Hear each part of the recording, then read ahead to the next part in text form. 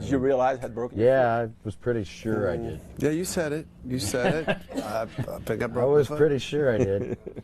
Okay. You know, and because my sister had just broken her leg a few months before, and she'd made this comment. She goes, "You know, when you break something, you know."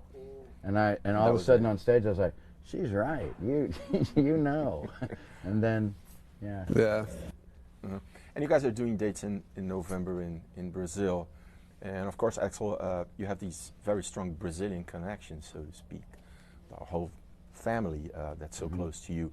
For those who are watching us who may not be very familiar with that story, could you sum it up for us, your Brazilian Well, connections? I've been enslaved for several years now by a Brazilian family that torture me, and they make me go sing and stuff. Go back to Guns N' Roses? Yeah, you know, they whip me. No. No, seriously. No. I met Betta like in '91 and her family, and then we've been together in ways since then, you know. And Betta's been a big help with everything behind the scenes with Guns N' Roses. Her family's been very supportive. Fernando has worked his way up in this business, doing all kinds of things, you know, with Guns N' Roses, but also with other companies and things. And you know, been everything from doing baggage and wardrobe to being a tour manager and stuff, and doing the jobs well. So, and he's also worked with all the managers that I've worked with and learned from them, and knows also how to communicate with them. So it seems to be something that, you know, they like to be involved with, and it helps everything, and plus they're a big family, you know, and I like the family environment, and it helps keep things kind of insular. Cool. And you guys are talking, I've heard talk of a possible new record. You have new material. I think you have shown stuff to both Duff and Slash.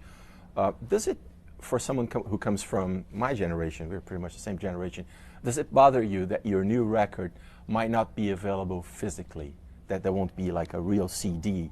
Or even if there is a real CD, people will probably listen to it online on streaming services. How do you deal with that new environment?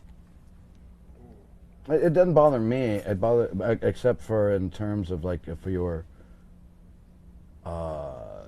interested in, say, the, you know, album art and stuff. In ways I can get it, because I think that in some ways there were not as many artists doing a lot with the artwork of the album that you can't just do in photos somewhere. But that was something you gave a lot of thought to, right? The right cover. Try to. Yeah. You know.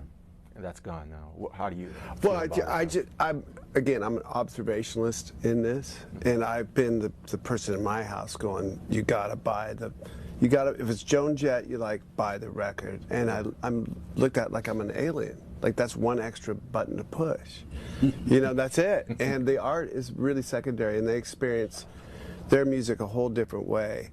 And so, but I think there is that, like Ax said, like people are now, again, collecting cassettes and vinyl. Like I see 15, 16, 17, 18-year-olds getting a record and looking at the things. So that might just be a niche, but you know, it's all about streaming. And you have collaborated over those years when you, after Guns N' Roses split, so to speak. You have collaborated both with Slash and Axl.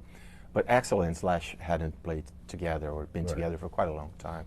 I'd like to ask you what it was like, the moment when you actually got together with Slash for this reunion. Was it at someone's house? Was it on a phone call? What was it like? Was it awkward? What was do you it mean? natural? Do you mean playing together, or do you mean just being together in the same room, even before playing? Well, like I said, I had asked for his